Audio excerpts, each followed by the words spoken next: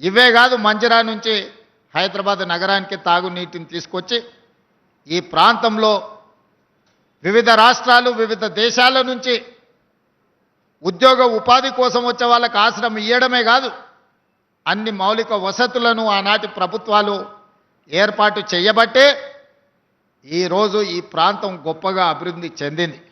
కానీ ఇది సరిపోదు. ఇది ప్రపంచం ఆశిస్తున్న స్థాయిలో ఇంకా మనం చేయాల్సింది చాలా ఉంది. అందుకే నేను చెప్పిన హైదరాబాదు నగరం బెంగళూరుతోనో చెన్నైతోనో ఢిల్లీతోనో కలకత్తానో ముంబైతోనో పోటీ కాదు. మేము న్యూయార్క్తో పోటీ పడదలుచుకున్నాం, టోక్యోతో పోటీ పడదలుచుకున్నాం, సింగపూర్తో పోటీ పడదలుచుకున్నాం. ఇవాళ ప్రపంచాన్ని మనం కూర్చున్న దగ్గర అరచేతిలో ప్రపంచాన్ని చూడగలుగుతున్న మనం మన నగరాన్ని ప్రపంచ స్థాయి నగరంగా తీర్చిదిద్దుకోవడానికి మనకు చేతనవుతుంది, మనకు సాంకేతిక నైపుణ్యం ఉంది, మన దగ్గర అన్నీ ఉన్నాయి. అన్నీ మనకు ఉన్నప్పుడు కావాల్సింది ఒక్కటే చిత్తశుద్ధి. చిత్తశుద్ధి ఉన్న నాయకుడు ఉంటే ఏమైనా చేయొచ్చు అని ఈ ప్రాంతాన్ని అభివృద్ధి చేసిన చంద్రబాబు నాయుడు గారు, రాజశేఖర రెడ్డి గారు నిరూపించారు. మరి ఈరోజు మనం ఎందుకు చేసుకోకూడదు? మీరు ఆలోచన చేయండి. ఇవాళ లక్షలాది మంది వివిధ ప్రాంతాల నుంచి ఇక్కడికి వచ్చి శాంతి భద్రతతో కూడుకున్న ఉద్యోగ భద్రత ఈ ప్రాంతంలో మనం ఇవ్వగలిగినము అంటే ఆనాటి ముఖ్యమంత్రులు రచించిన ప్రణాళికలే ఈరోజు మనకు వేదికగా మారినాయి. గచ్చిబౌలి స్టేడియంలో అంతర్జాతీయ క్రీడల్ని మనం నిర్వహించినాం, ఆఫ్రో ఏషియన్ గేమ్స్ నిర్ణయించినాం, కామన్వెల్త్ గేమ్స్కు సంబంధించి ఈరోజు మనం అంత ఇన్ఫ్రాస్ట్రక్చర్ మనం చేసుకోగలిగినాం. ప్రపంచ స్థాయి మిలిటరీ గేమ్స్ మనం ఇక్కడ నిర్వహించుకున్నాం ఆనాడు. కానీ మధ్యలో గచ్చిబౌలి స్టేడియంలన్నీ పెళ్లిళ్లకు పేరంటాలకు వేదికలుగా మారినాయి. క్రీడలలో రాణించి ఒలింపిక్స్లో గోల్డ్ మెడల్ తేవాల్సిన మన ప్రాంతం దాదాపుగా 15 సంవత్సరాలు క్రీడలలో నిర్లక్ష్యానికి లోనైంది.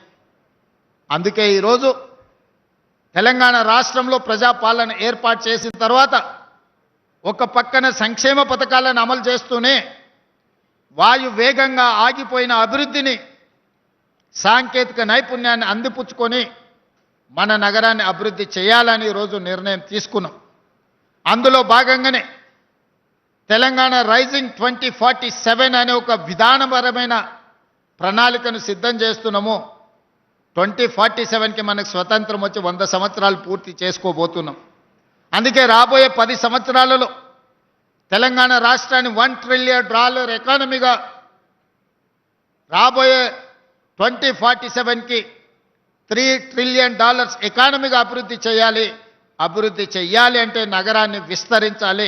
నగరాన్ని విస్తరించాలి అని అంటే పాత నగరాన్ని, అది ఓల్డ్ సిటీ కాదు, ఒరిజినల్ సిటీ, ఆ ఒరిజినల్ సిటీని ఒక గోల్డెన్ సిటీగా తీర్చిదిద్దాలంటే మూసి ప్రక్షాళన చేసి తీరవలసిందే. గుజరాత్లో సబర్మతి రివర్ ఫ్రంట్ కట్టుకుంటారు, ఉత్తరప్రదేశ్లో గంగా రివర్ ఫ్రంట్ కట్టుకుంటారు, ఢిల్లీలో యమునా నది ప్రక్షాళన చేసుకుంటారు. గుజరాత్ సబర్మతి ప్రక్షాళన చేయొచ్చు, ఢిల్లీ యమునా నది ప్రక్షాళన చేయొచ్చు, ఉత్తరప్రదేశ్ ఈరోజు అక్కడ ఉండే నదులను ప్రక్షాళన చేసుకుంటే మరి హైదరాబాదు నగరంలో ఉన్న హైదరాబాదు నగర ప్రతిష్టను పెంచే మూసీ నది ప్రక్షాళన ఎందుకు చేసుకోకూడదని నేను మిమ్మల్ని అందరూ అడుగుతున్నాను. ఎందుకు అడ్డుపడుతున్నారు? అడ్డుపడుతున్న ఆలోచన ఏంది? వాళ్ళ విష ప్రచారం ఏంది? మూసీ నదిలో మురికిలో బ్రతకాలని ఎవరైనా పేదవాడు కోరుకుంటాడా? ఏ విధి లేనోళ్ళు, ఏ అవకాశం లేనోళ్ళు, ఎక్కడ నివసించడానికి గజం స్థలం దొరకనోళ్ళు ఈరోజు మూసి మురికిలో నివసిస్తున్నారు. వాళ్ళందరికీ ఇల్లు కట్టిద్దాం, వాళ్ళందరికీ వాళ్ళ పిల్లలకు మంచి చదువులు ఇద్దాం, వాళ్లకు మంచి అవకాశాలు కల్పిద్దాం. ఆనాడు రాజీవ్ స్వగృహ ద్వారా మధ్యతరగతి కుటుంబాలకు ఇంటి కళ, సొంత ఇంటి కళను ఆనాడు రాజీవ్ స్వగృహ ద్వారా పట్టణాలలో ఇచ్చినాం. మళ్ళీ మధ్యలో 15 సంవత్సరాలు ఆగిపోయింది. డబుల్ బెడ్రూమ్ అనే ఆశ చూసినాం, అది ఆకాశంలోనే కనిపించింది. అహనా పెళ్ళంటలో కోట శ్రీనివాస్ గారు కోడి పైన కట్టి కింద తెల్లబువ్వ తిన్నట్టు డబుల్ బెడ్రూమ్ ఇల్లు మనకు అహనా పెళ్ళంటలో ఏలాడదీసిన కోడిలాగా కనిపించింది తప్ప మనకెవరికి అందుబాటులోకి రాలేదు.